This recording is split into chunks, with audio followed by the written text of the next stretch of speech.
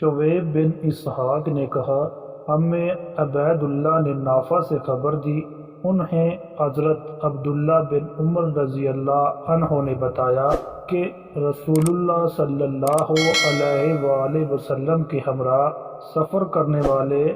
لوگ سرزمین سمود حجر میں اتر گئے اور وہاں کے کنویں سے پانی حاصل کیا اور اس کے ساتھ آٹا بھی گوندھ لیا۔ رسول اللہ صلی اللہ علیہ وآلہ وسلم نے انہیں حکم دیا کہ انہوں نے جو پانی بھرا ہے وہ بہا دیں اور گوندا ہوا آٹا اونٹوں کو کھلا دیں، اور ان سے کہا کہ وہ اس کنویں سے پانی حاصل کریں جہاں حضرت صالح علیہ السلام کی اونٹنی پانی پینے کے لیے آیا کرتی تھی۔